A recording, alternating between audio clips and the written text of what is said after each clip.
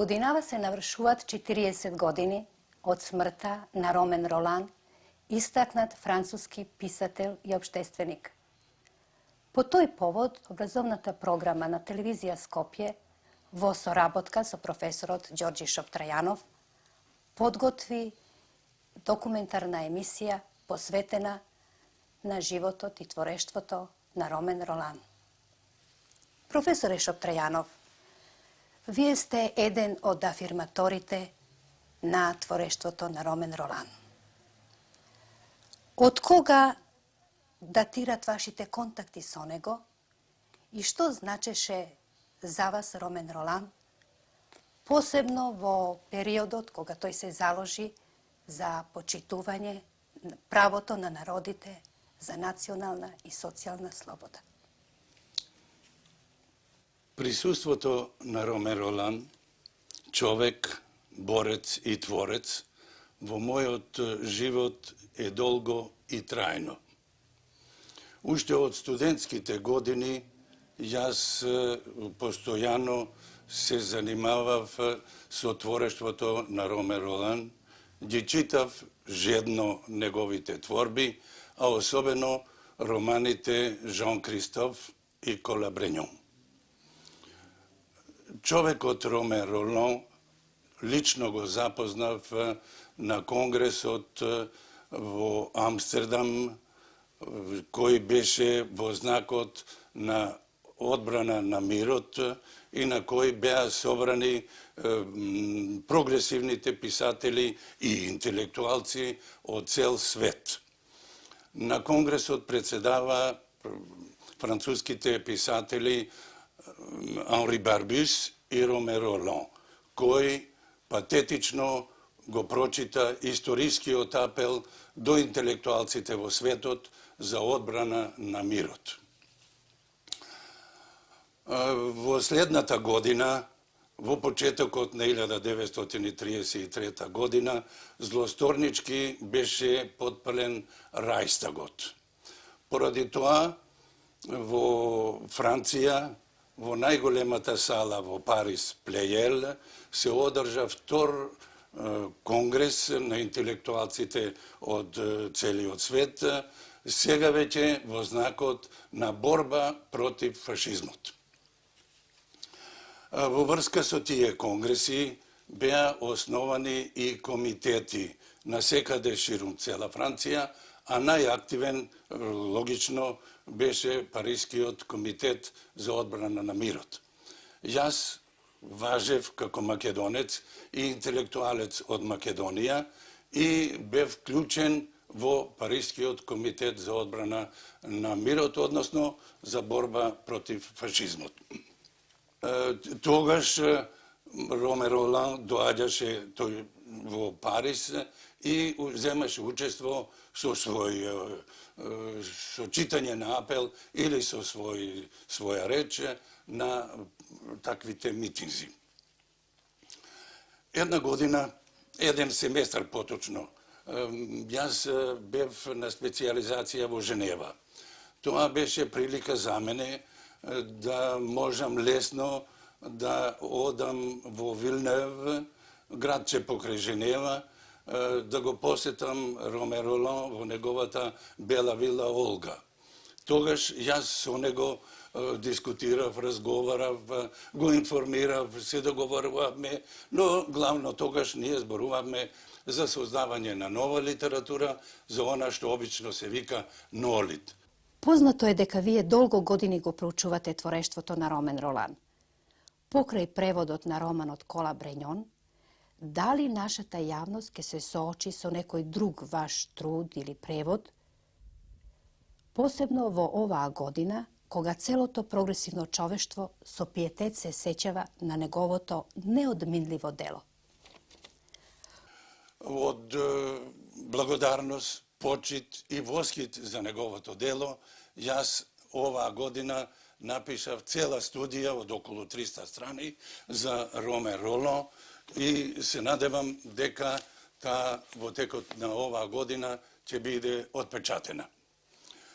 И оваа емисија е во знак на благодарност и почит кон човекот и делото на Ромен Ролан.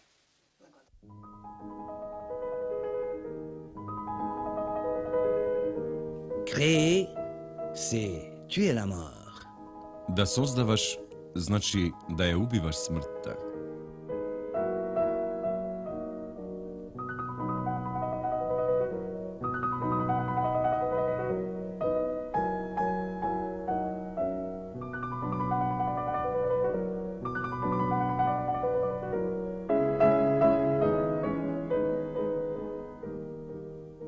Ромен Ролан е истакнат француски писател и обштественик, добитник на Нобеловата награда за книжевност и непомирлив борец и заштитник на хуманизмот, слободата и прогресот.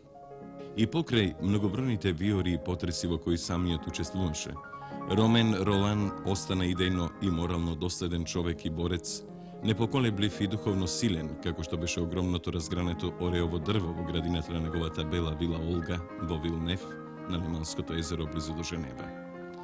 За него сосема оправдано Луи Арагон има речено: главното, вистинското значење на творештвото на Ролан е вербата во можноста да се усоврши човекот и убеденоста во конечната победа на доброто.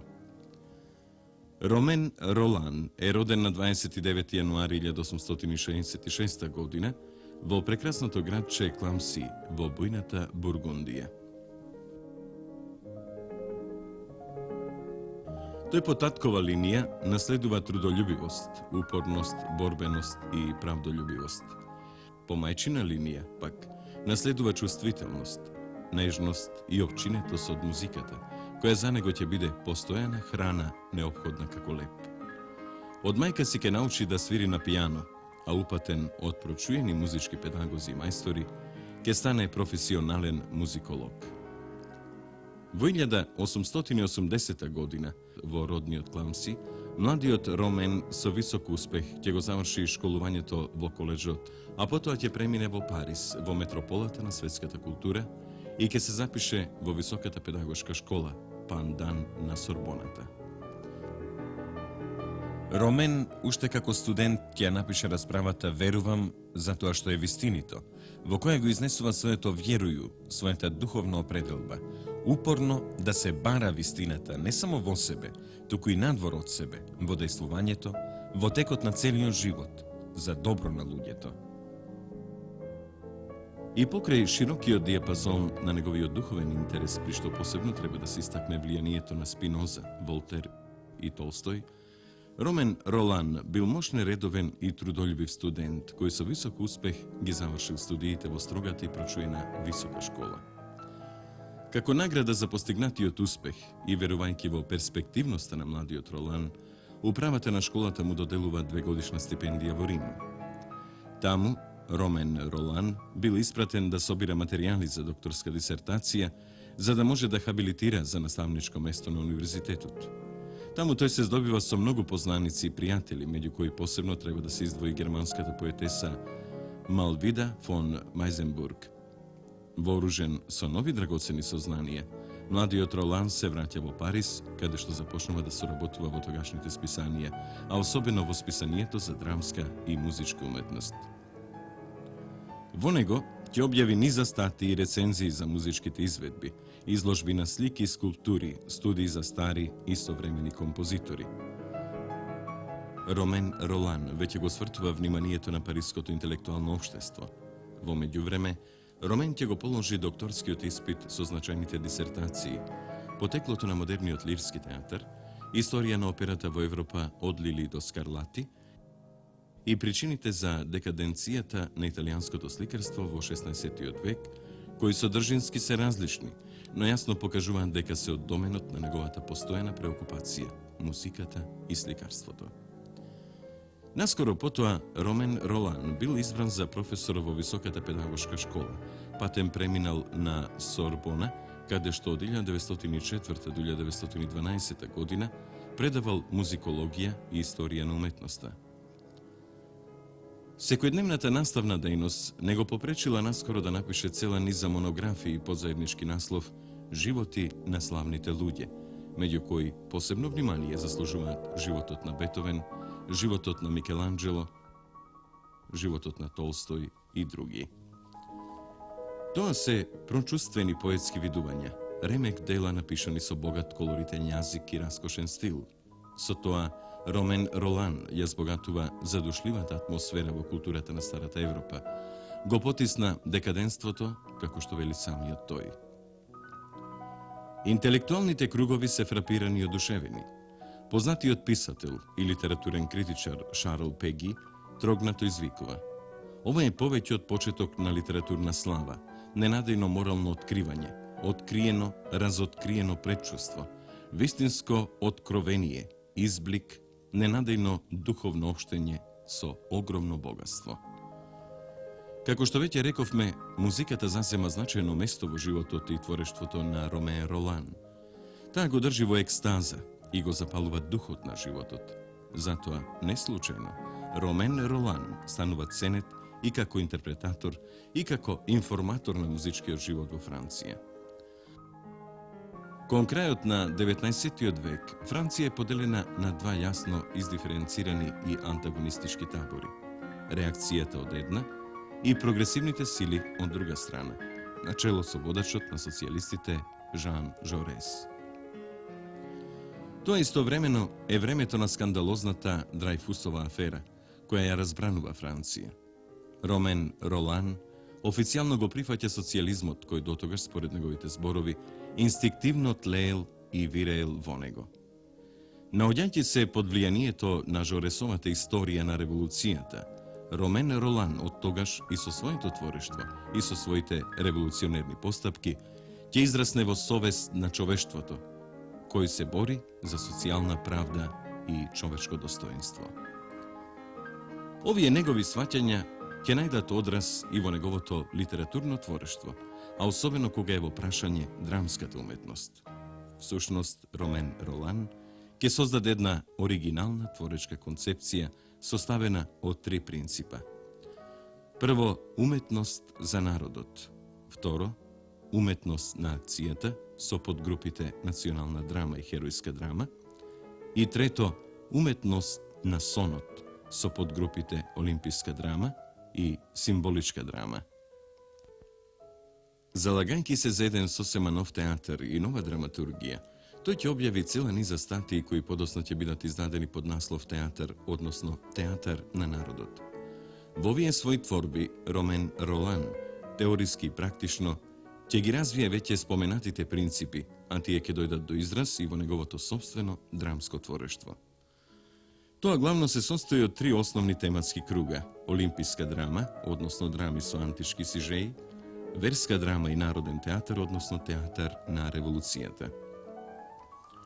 Во првата група спаѓаат драмите Емпидокле, Орсино, Калигула и други, кои Ромен Ролан ги напишал уште во својата младост. Втората група е сочинуваат трагедиите на верата, како што се Свети Луи, Победените и Аерт и други, во кои доаѓа до израз моралната растрганост на авторот. Во секој случај, најзначајна е последната група драмски творби, кои се групирани во циклусот драми на револуцијата. Ориентирајќи се се повеќе кон социјализмот, како идеен поглед на светот, кон оние херојски души, кои со своите херојски дела го менуваат светот и општеството и допринесуваат да се создаде народната уметност, која ќе замени декадентната, бескрвна уметност на неомистичарите и нивните творби неомистички партали. Ромен Ролан сега се свртува кон личностите настаните од Великата Француска револуција. Позначени драми од овој циклус се Волци, 1898, Дантон, 1900 година, Ке дојде време, 1903 година, Расцутен Великден, 1925 и Робеспиер, 1939 година. Најопшто речено, со овие епски драми во кои доминираат херојски души со своите големи идеи, Ромен Ролан го обновува театарот, ја реформира драмската уметност во Франција. При тоа, Ромен Ролан ги отфрла сознанијата на буржуаската историографија и ги глорифицира славните револуционерни традиции на францускиот народ, восхитувајќи се од Дантон, Робеспиер и другите јакобинци кои биле длабоко фатени од револуционерен хероизам. Затоа, не случајно, додека во Франција беше на власт Народниот фронт од 1935 до 1939 година, драмите од циклусот Театар на револуцијата, а особено пиесата Робеспиер, редовно беа изведувани. Потребно е да се спомене и дека врз принципите што ги формулира Ромен Ролан во Париз по Втората светска војна, беше формиран Националниот народен театар, начело со познатите театролози и артисти Жан Вилар, Жерар Филип и Антуан Витез. Меѓутоа, Ромен Ролан не е значаен само како музиколог и драмски автор. Паралелно со циклусот Театар на револуцијата, тој интензивно работеше и врз својот роман, епопеја Жан Кристоф. Ова многутомна творба на Ромен Ролан, која се состои од 10 тома, односно 22 книги, со право се наречува роман река. Овој термин се до денеска се употребува покрај определбата цикличен роман. Него, Ромен Ролан, започнал да го пишува околу 1900-та, а го завршил во 1912 година. Романот Жан Кристоф се одликува со посебна ритмика на јазикот и стилот, која се претвора во своевидна поетска магија, при што подсетува на 9-та симфонија на Бетовен, на незината божествена хармонија и божествен стремеж.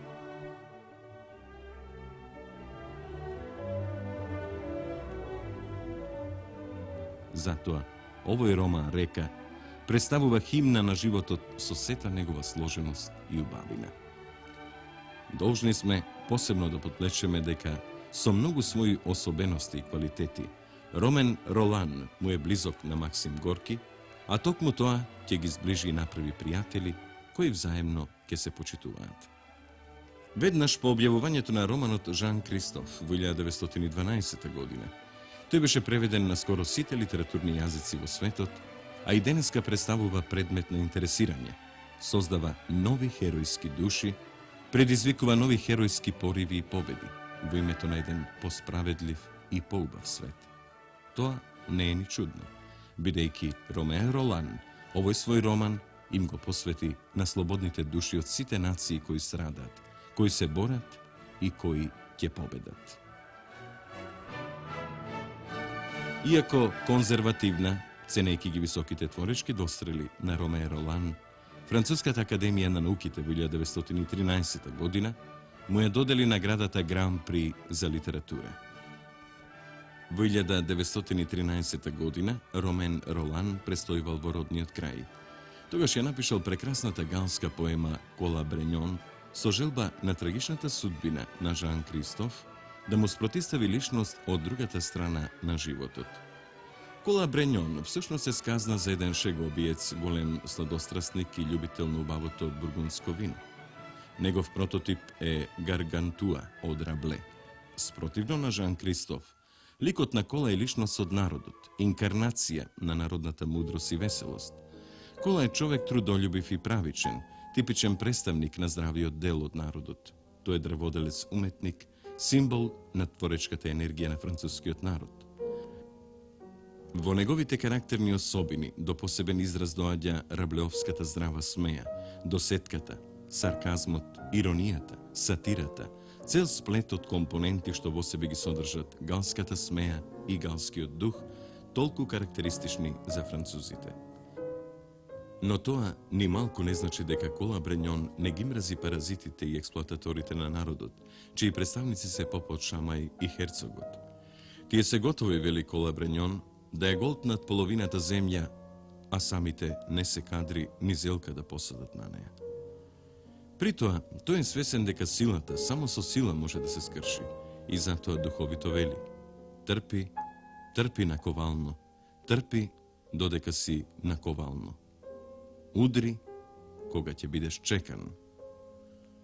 Проткаен со метафори, досетки, пословици, гатанки, весели изреки, народни афоризми, шеги и подбивки, јазикот на Кола Бреньон е близок и примамлив за простиот човек од народот.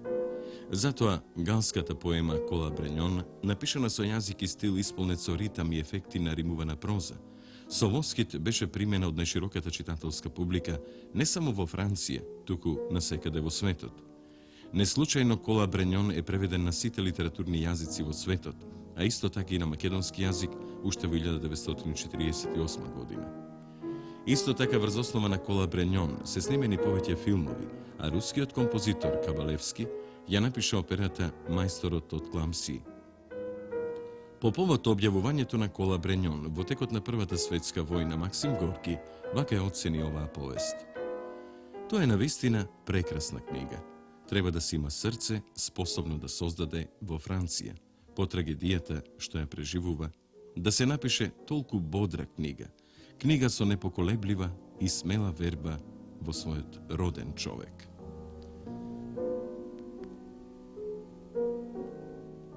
Правдолюбив и слободолюбив по дух, Ромен Ролан, започнувањето на Првата светска војна, го означи како вистинска катастрофа и пропаст на вербата во братството на луѓето. Тој, покрај ретко живата публицистичка дејност, ќе упати отворено писмо до познатиот германски писател Герхард Хауптман, кој представува тревожен апел за мир и осуда на империалистичката агресивност. Ценејќи ја борбата на Ромен Ролан за мир, социјална правда и слобода, а имајќи ги предвид и високите естетски и етички квалитети на неговото литературно творештво, Шведската академија на науките му ја додели Нобеловата награда за литература за 1915 година. Меѓутоа, високиот износ на оваа награда, Ромен Ролан великодушно ја отстапи на Меѓународниот Црвен крст и на француските благотворни установи. И по војната, со нестивната ентузијазам, Ромен Ролан ја продолжи својата пацифистичка, односно антивоена дејност, сега веќе обвинувајќи ги и разобличувајќи ги виновниците за војната, која имаше катастрофални последици.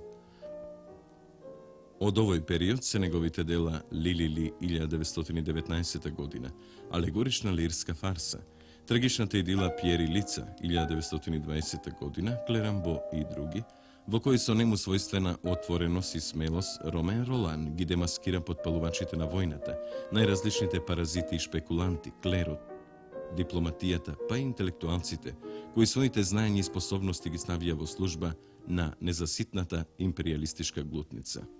Во меѓувреме, интересирањето на Ромен Ролан се сврти кон Индија, кон нејзината мистична и идеалистичка филозофија, а посебно кон морално-социјалната филозофија на Махатма Ганди, со надеж дека бескрвната револуција, што ја проповедаше тој, истовремено ќе значи и пат до слободата и духовна независност на човекот. Поттикнат од вакви намери, Ромен Ролан во 1923 година ја објави монографијата Махатма Ганди. Исто така, тој го објави и есеот за мистиката и акцијата на жива Индија. Тоа беше вистинско откровение за Франција, но и за светот. Така се создаде не само духовното, туку и личното пријателство меѓу Ромен Ролан, Махатма Ганди и Рабиндранат Тагоре. Суштината на оваа нивна врска беше отпочнување на посмела и поорганизирана борба против империализмот и милитаризмот, кој постепено се изроди во фашизам.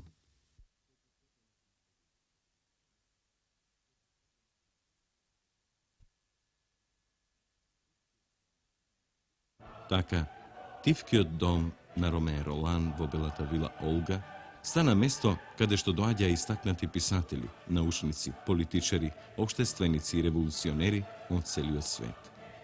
Имајќи ја предвид токму оваа активност на Ромен Ролан, него Стефан Цвајк го нарече Совест на Европа. Во 1932 година на Меѓународниот конгрес за одбрана на мирот, на кој председава Анри Барбис и Ромен Ролан, беше прочитан апелот за мир до сите честни и слободни луѓе.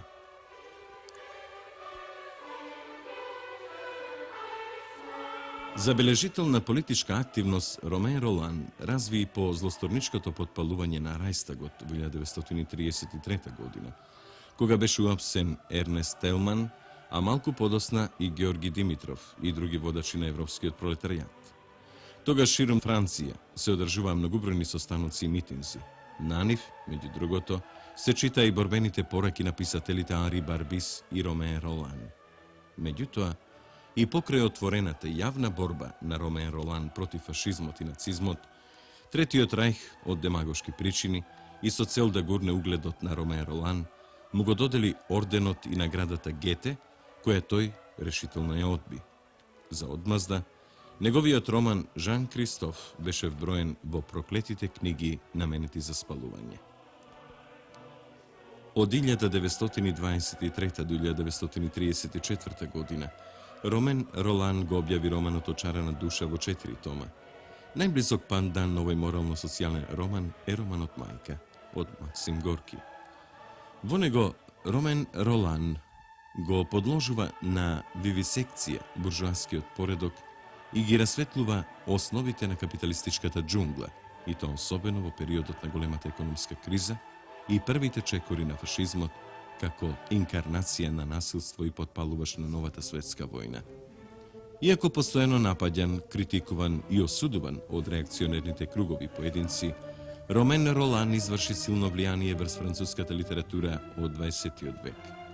Посебно е значаен придонесот на Ромен Ролан во одбрана на Октомвриската револуција и создавањето на првата социјалистичка држава. Врските на Ромен Ролан со руската литература и култура, па и со истакнати руски и советски писатели, е перманентна. Тој е личен пријател на Максим Горки и Луначарски, а посе изгледа се сретнал и со Ленин. Во 1934 година Ромен Ролан се ожени со Марија Павловна Худашева, со чија помош учи руски јазик и непосредно се запознава со руската култура и уметност. Во 1932 година, покрај многуте други јавни признанија, беше избран за почесен член на Академијата на науките на Советскиот сојуз. Ромен Ролан ја поддржаваше херојската борба на шпанскиот народ за време на граѓанската војна, а значајно е неговиот придонес и во активноста на Народниот фронт во Франција. Во 1937 година тој ја напушта Швајцарија и се враќа во Франција. Таму го затече фашистичката окупација и распрчувањето на неговата родна земја. За неустрашивиот борец за прогрес и социјална справедливост, тоа беа тешки и мачни години, но неговите физички сили веќе беа при крај. Во тие последни години од животот, Ромен Ролан ја заврши повеќетомната монографија Бетовен, потоа прочувствената критичко-биографска монографија Пеги, како и книгите Спомени, преполни со драгоцени податоци, вистинска, интелектуална и морална автобиографија на ретко плодниот писател, публицист и непоколеблив борец за мир, слобода, хуманост, разбирање и братство на народите. Ромен Ролан умре на 30 декември 1944 година во Везле, Франција.